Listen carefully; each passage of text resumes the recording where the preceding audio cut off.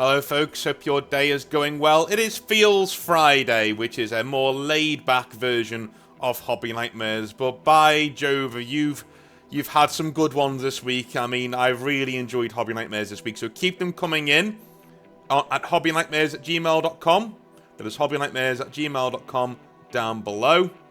Send in your Hobby Nightmares and make sure we can keep this going because I'm really, really enjoying it right now. Some of these ones we're getting in are fantastic.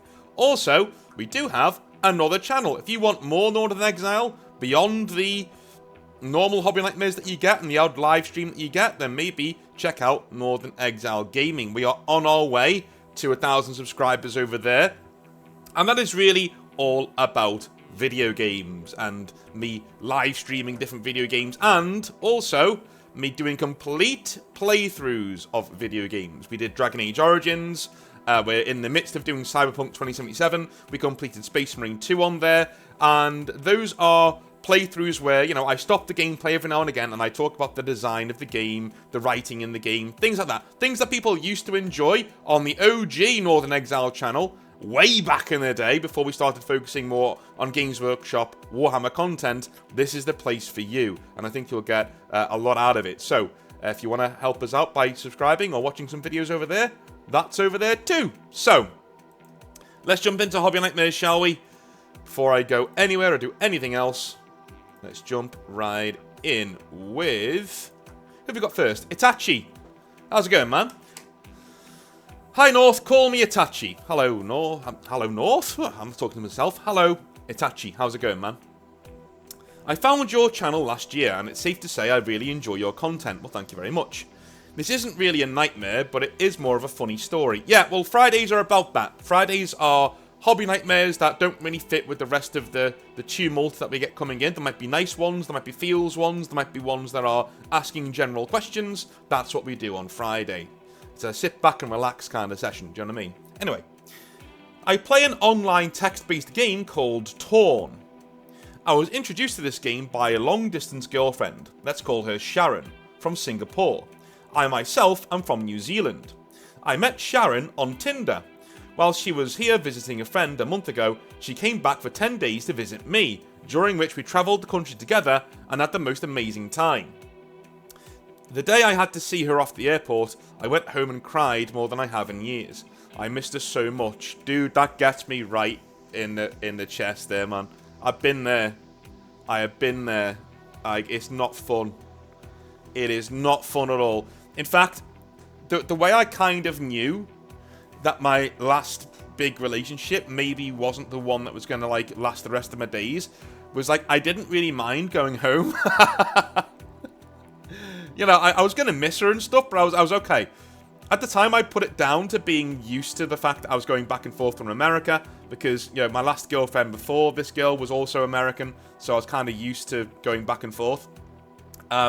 But no, the first girl that I dated from America, whenever I saw her off at the airport or I left, I was inconsolable for days. Like, literally days. Like, I was working the Games Workshop when I was with that girl, and I ended up coming in to work, and my manager was just like, wow, like, she's really done a number on you, and I was like, yeah, I am not doing well, man. I do not want to be here at all. I do not want to be standing in Games Workshop. I want to be back in California. Thank you very much. Again, you know, it's just one of those things, so I feel your pain, dude. I feel your pain. Also, another New Zealander, so another guy getting with a girl from, where was she from? Where did you say she was from? Singapore. So, Southeast Asia, yeah? That's happening a lot these days. That's happening a lot. That's good. That's good. Like, the Asian girls I've dated have always been very nurturing and very, do you know the phrase, behind every successful man is a good woman? That's who they are, right? You know, if you are a guy who wants to absolutely kill it in his career, go and find yourself an Asian wife, dude. Like, especially Southeast Asian. Like, you're getting all... Yeah, dude. It's... You're doing well. You're doing well. That's all I can say about that one. So well done to you. Anyway, we manage our relationship with daily phone calls and Discord video chats where we watch movies together. I got her to watch all of Lord of the Rings with me, and I've spoken to her a lot about 40k. We are also rereading Harry Potter together, and I've gotten her to watch a Lewittin 09 video. Now back to Torn. We are both in a faction together, of which he is co-leader, and one of the other blokes in the leadership team, let's call him North 2.0, started making me wonder if you were secretly him. It's not, sorry. I didn't really think that, but thought the idea was hilarious.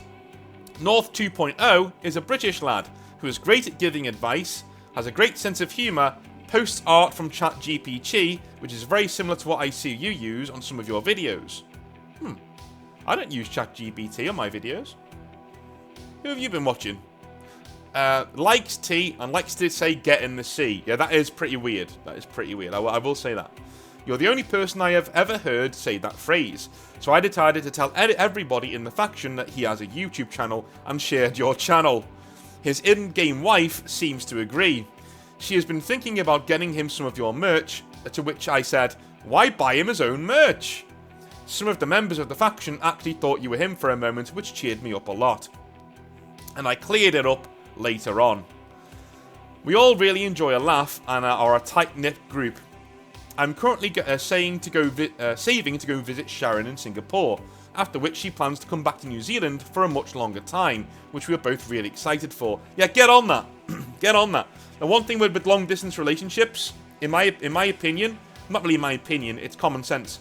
Long-distance relationships only really work if there is a plan for them being not long-distance eventually. If there is a plan for that, then no problem at all, you know. But being in a long-distance relationship is transitory. It's liminal. You know the phrase liminal space? It's like the corridor between two rooms, right? Well, a long-distance relationship should be that liminal space. You can't live in it. It won't survive. You've got to either go back to being single and not with that person, or be around that person in a proper relationship, do you know what I mean? Otherwise, it's not going to survive. You may as well be pen pals at that stage. Anyway, I hope to eventually get back into 40k, as I used to play Tyranids, but I've decided I will probably go with Death Guard. I am a true heretic, and leave the Nids to the ladies. I am also curious as to how many other New Zealanders watch your channel. Keep up the amazing content, and all the best to you and yours, Itsachi. I don't know, man. I don't know. We've got a few Australians, because we've done quite a few episodes where we talk about the ridiculous pricing of, you know, models in Australia, so a lot of people globbed onto that, which is great, but yeah, I have no idea. New Zealand people, Kiwis, talk in the comment section. Let Itachi know you're here.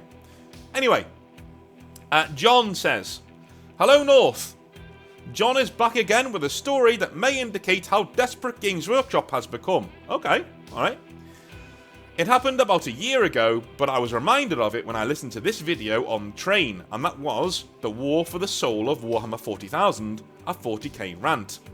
This reminded me of something crazy Games Workshop did last year. Okay. Just last year. Okay. That now comes across as an act of desperation to get new players. It was late afternoon, and I was in the shopping centre with my daughter so that the rest of the family could prepare for Sinterklaas that evening. For people outside the Netherlands and Belgium, Sinterklaas is a bishop who gives children presents on his birthday, similar to Christmas, but just a little bit different.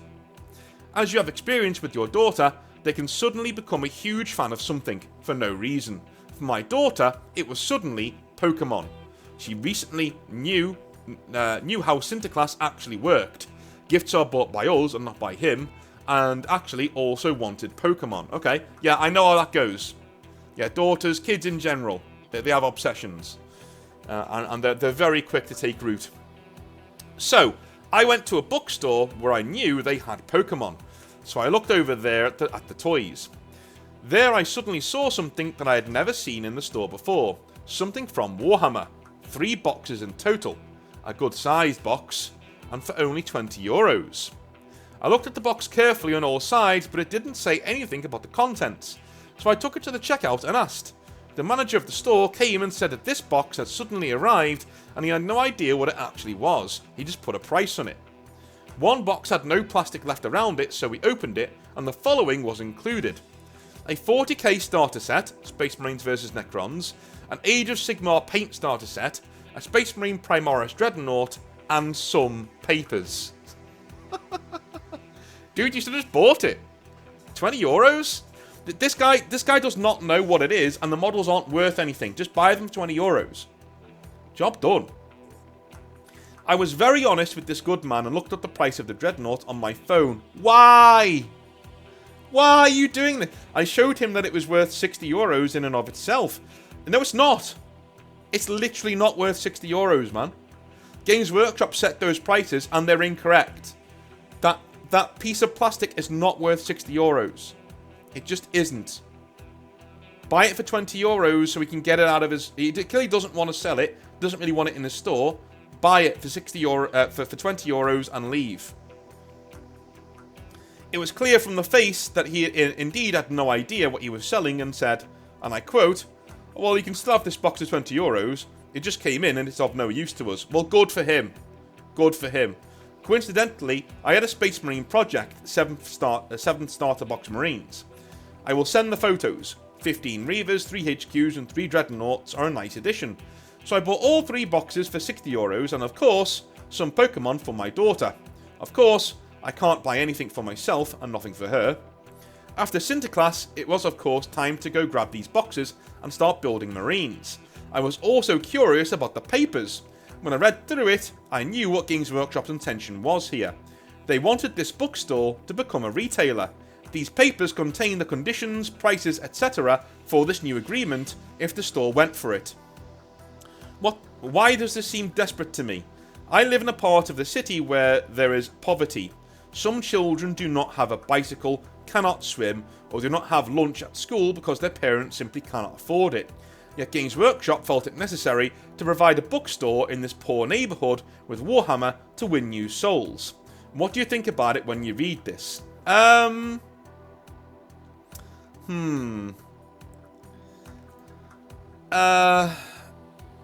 take this the wrong way, man. But I don't think Games Workshop know the economic status of your small town in the Netherlands. And I don't think they care. And nor should they. They're a business.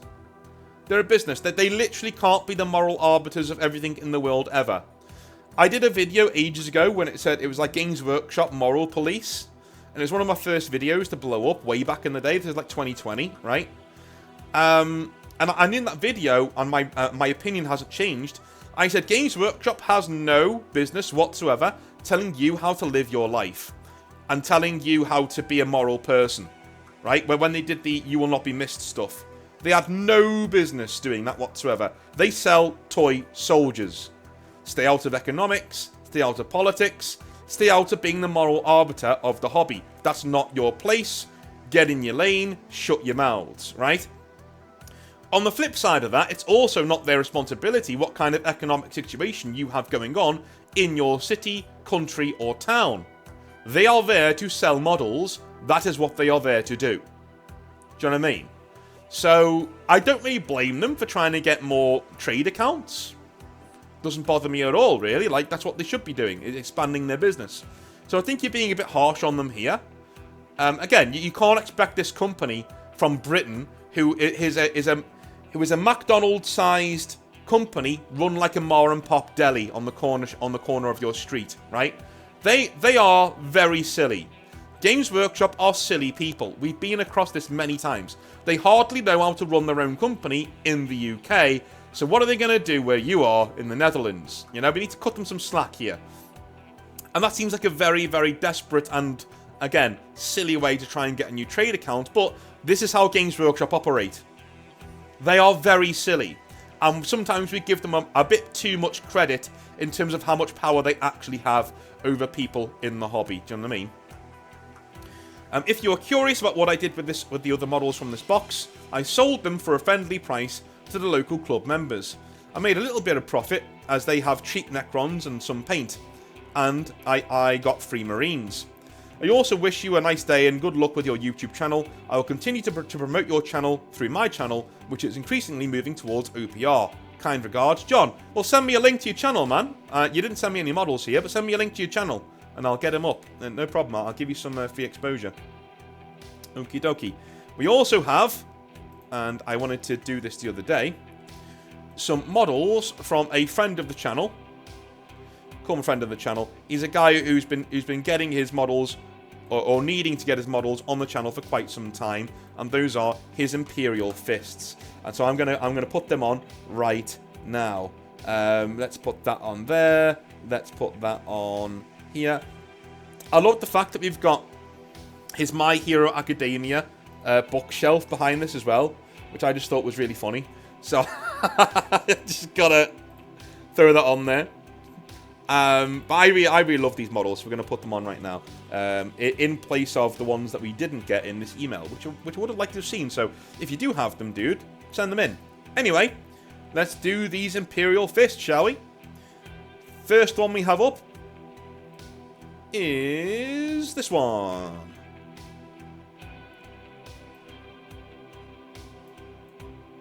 Dude likes his anime, doesn't he? His manga. Dude likes his manga. Nice bases. I like the bases. You know what you should do? Blend the bases into the feet. You know what I mean? If a warrior like this is trudging across snow like that, it's going to get on their greaves. You know what I mean? Same goes for the Terminators. Those Terminators look pretty cool, man. I love those. There's something about old school 30k Terminators that just looks so imposing. I love it. I'm guessing these are all from the Age of Darkness box set, right? They look awesome. I might need to go and get some of my own at this point. Well, I say some of my own. I might need to paint some of my own. Some of my word bearers, get them up there. Yeah, so you can clearly do it with all of the dirt and stuff. So do it for your other Marines too. I kind of like the Iron Warriors ification of these Imperial Fists. It's pretty cool. Pretty awesome. All right, moving on. Moving on. Jay says, "Hail North." Hello, Jay. This is Jay again, writing to you from the American Southeast. I've donned my smoking jacket and sat down to email regarding 3D printing, a subject I've heard you recently tackle. I'm not sure if emails like this are something you're interested in for your channel, but it's something I find interesting where these two hobbies intersect. I'll start by outright saying that I think 3D printing is most definitely a threat to Games Workshop, and at some point in the near future, but not now. I have an entry-level printer for both filament and resin, though my filament printer, an Ender 3, does need some maintenance that is a little beyond what I'm comfortable doing. But I'll start by acknowledging the downsides as I see them.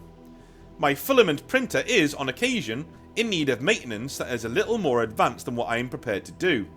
I suspect that the easiest point of resolution for the problem I'm having is to replace a component, and the components are not generally expensive. Okay, I could probably stumble through it by trial and error, but the important part of this must be done in a short time frame before parts can cool. This is annoying, but not so bad as to put me off of it. The setup for my filament printer was also a bit of a slog. The printer I own, an Ender 3 as I mentioned before, comes in need of assembly and then calibration. This is a pain, but once it's dialed in, it's typically done.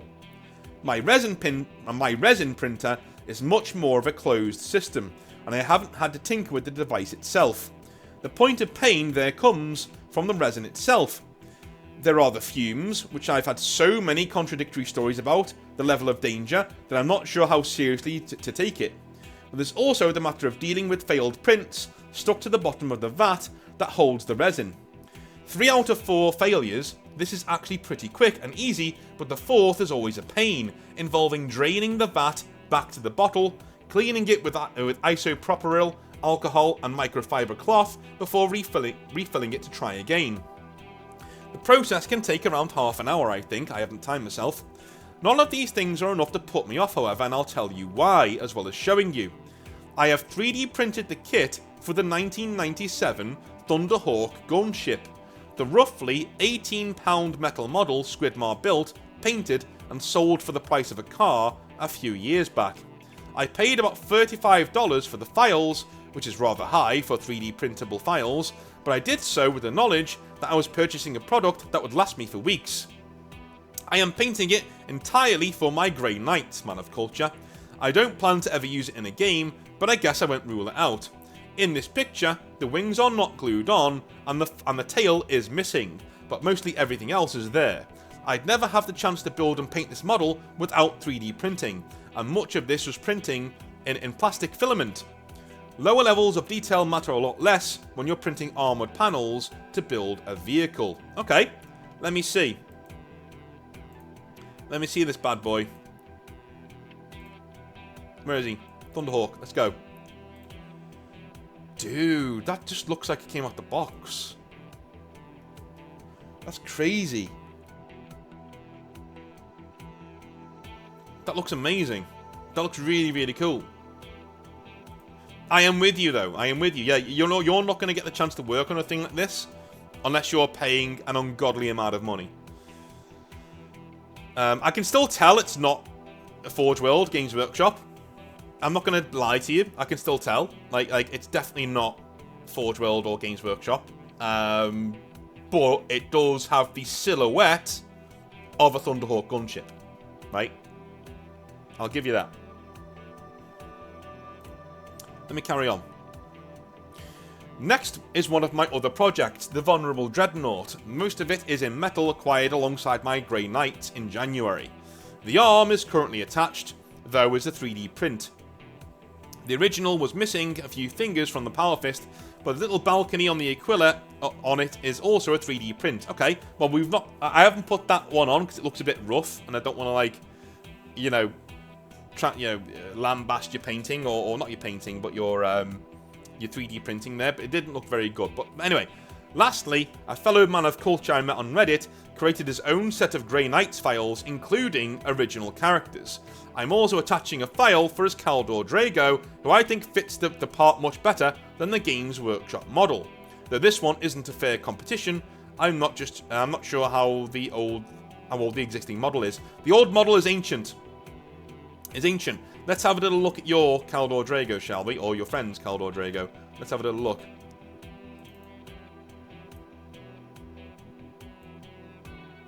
Yeah, he looks cool, man.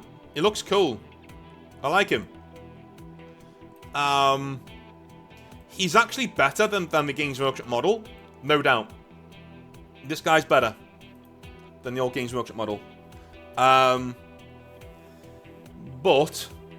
But I think I made a better one. Let's see if I can find it. And I made it with Games Workshop parts. Let's see if I can find him. This is Friday Feels, by the way, ladies and gentlemen. So, you know, the episode is going to be like this. We are going to be going back and forth, having a little bit of time. But I like the raw nature of, you know, what we do here on the channel. Let me have a little look-see here for my... See if I can find it. It should be around here somewhere. Yeah, going back all the way through my... Ah, there we go. There we are. Do we have any others of him? Should do around here somewhere. Maybe not. Oh, here he is. Got him. Right. So I'm going to show you my Caldor Drago. He's not painted yet, of course. Because obviously I'm very irresponsible with my painting. But I have undercoated him and he's ready to go when I eventually paint my Grey Knight. So, first of all, bit of a close-up on him. So this is Bastion Carthalos of the Stormcast Eternals. With green stuff. A very long Titan sword. Right? I've taken the shield off because, let's be honest, Caldor Drago needs no fucking shield. Come on, dudes. It's Caldor Drago. His faith is his shield. And then the full whack of the main guy. And I was really, really pleased with how this guy turned out. That is what Caldor Drago should look like to me. This massive Grey Knight. Muscles on muscles on muscles. Okay? The green stuff isn't quite finished on that picture there. But he is now. But yeah, that's what he kind of should look like to me. And that's the kind of thing Games Workshop could do if they redid Caldor Drago. It would look something like this, I think. Something like that.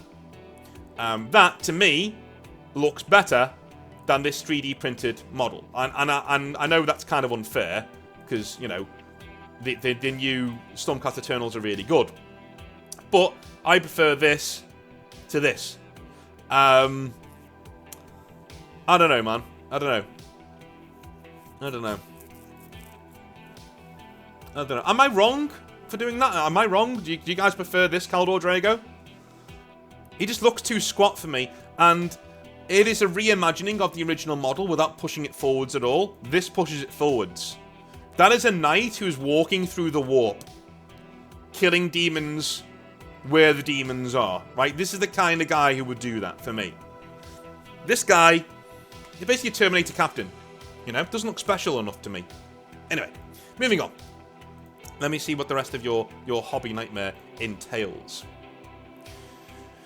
This is my argument that 3D printing is something Games Workshop needs to address sooner rather than later.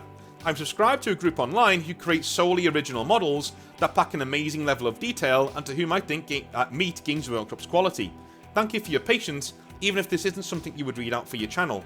By the way of a postscript, I also want to thank you for your kind words about my Castellan Crow in my early email. It's funny that positive feedback from family and friends is so easily dismissed. I know I still have much to learn and room to advance in painting, but I'm very happy to say that I'm no longer putting the folks in my life off when they tell me that my painting is good. I'm making efforts not to discount the improvements that I've made. Thank you for everything you do to lift people up in the hobby. Cheers, Jay. Okay, yeah. I will say that far too many people, dude, I do this as well. Like, with my own painting, I'm way overly critical. I go into it, I go into my own head, and I start really, really tearing myself apart, saying this isn't good, that isn't good. But at the end of the day, it's really difficult to do, but give yourself a break, lads. Come on. Come on. Alright, it's not Golden Demon level. Does it need to be? Does it need to be? Does it pass the arm test? Yes, that's a good looking model. That's it. That's a good looking model. Get on with it. And you know what? Never be afraid to paint your models, because even if you get them wrong, what I've done with my Space Marine chapter, I've got a lot of Marines of varying degrees of quality over the years. Some of which I painted when I was still at Games Workshop, some of which I painted when I was had my own store, some of which I painted when I went into hobby stores where I live and I work there, right? And some of which I got in America and brought them back with me. So it sort of tells a tale of my life since I left university, which is why I don't want to get rid of them, you know? But they are at varying degrees of quality. They really are. But what I decided to do, with what I've learnt with painting, I said, you know what? I've collected the Exiled Blades here, my own chapter. That's fair enough. Why don't I make a small combat patrol of the first company and use all of the things that I've learned to paint this amazing army? So these guys are front and center. This is my small Space Marine army of 1,000 points, maybe 750 to 1,000 points, that I paint to an amazingly high standard for me, just to show that I can. And the rest of my models tell the story of how I got here. That's what I'm doing. And I'm going to use all... When somebody says to me, do you want to play a 2,000 points battle? Yeah, I've got 2,000 points here. Cool. But when somebody says you want to do a smaller game, as people want to do these days, I'll take the ones that I really think show my showcase as a painter. That's what you should do. It's a really good way of making sure that, you know, the pressure isn't all on your models all of the time. That's what I would do anyway. Anyway, I'll be back on Sunday for another live stream where we are going to be covering for the Exileverse the Emperor's Children. That will be on Sunday. That is going to be interesting and probably the most difficult of the Exileverse rewrites for Warhammer 40,000 that we've done. So, I will see you all then. Please join me for that, and then we'll be back next week for some more Hobby Nightmares, and we'll be having another Salty Grifters podcast with Maka. So I'll see you then. Have a good one. Bye now.